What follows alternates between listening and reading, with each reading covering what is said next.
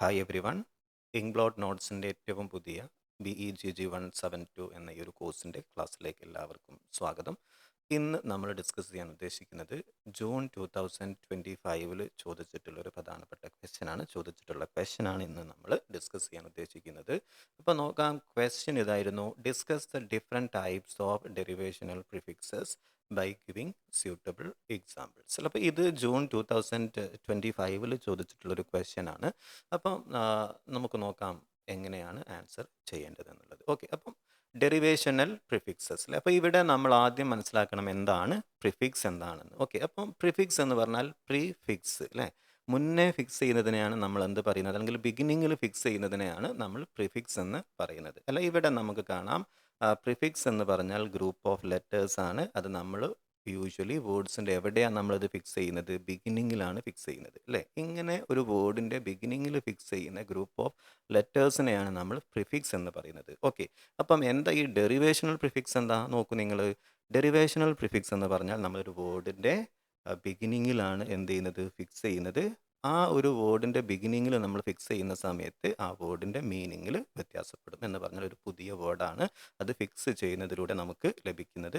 അപ്പം നമ്മൾ നേരത്തെ ഉള്ള വേർഡും അത് ഫിക്സ് ചെയ്തതിന് ശേഷം നമുക്ക് ലഭിക്കുന്ന വേർഡ്സും രണ്ട് വേർഡ്സും മീനിങ്ങിൽ വ്യത്യാസം ഉണ്ടായിരിക്കും. അപ്പോൾ ഇതാണ് ഡെറിവേഷണൽ പ്രിഫിക്സ് എന്ന് പറയുന്നത്. അപ്പോൾ നോക്കാം നമുക്ക് എന്താണ് ഡെറിവേഷണൽ പ്രിഫിക്സ് നോക്കാം.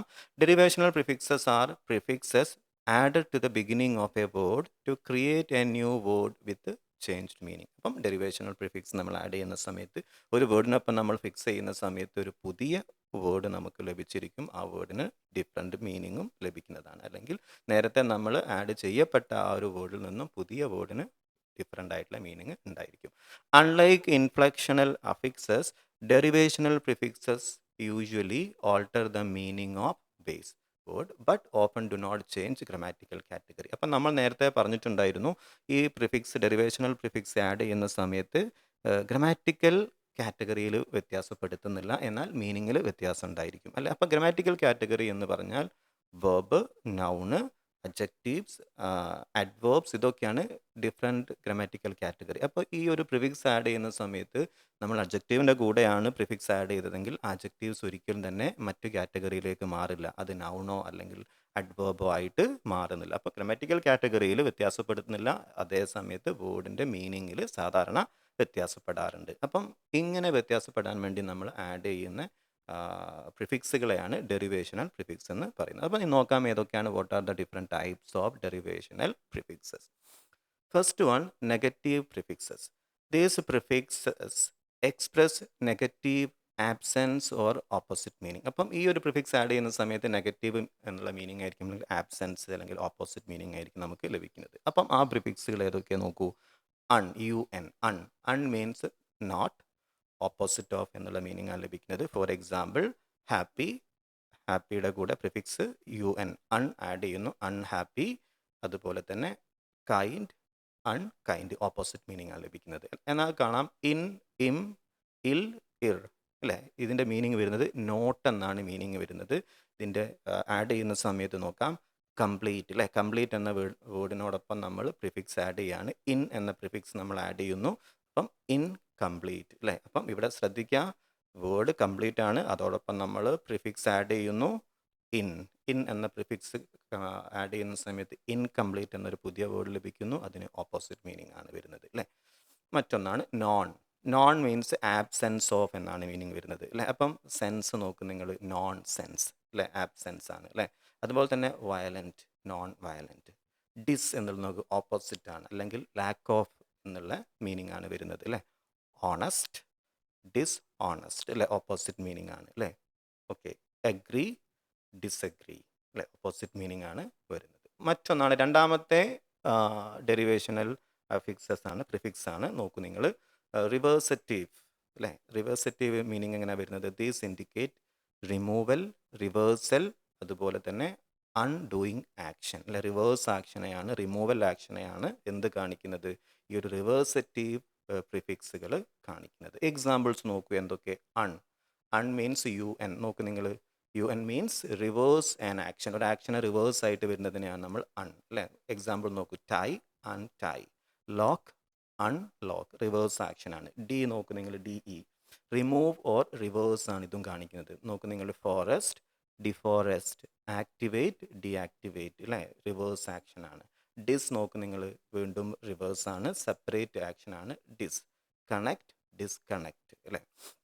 മൂന്നാമത്തെ ഡെറിവേഷണൽ പ്രിഫിക്സ് ആണ് പെജോറേറ്റീവ് പ്രിഫിക്സസ് അല്ലേ. നോക്കൂ നിങ്ങൾ, അതെന്താ മീൻ ചെയ്യുന്നത്? These prefixes added a negative or unfavourable meaning. ഏതൊക്കെ നോക്കൂ നിങ്ങൾ, പ്രിഫിക്സ് ഏതൊക്കെ? Mis, mis means wrong, badly എന്നുള്ള മീനിങ് വരുന്നത് മിസ് അല്ലേ. Understand, misunderstand.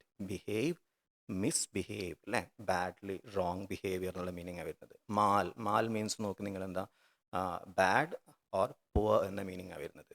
Function, mal function. Pseudo നോക്ക് നിങ്ങൾ, pseudo means false and fake എന്നുള്ള മീനിങ് ആണ്. സയൻസ്, സ്യൂഡോ സയൻസ് അല്ലേ.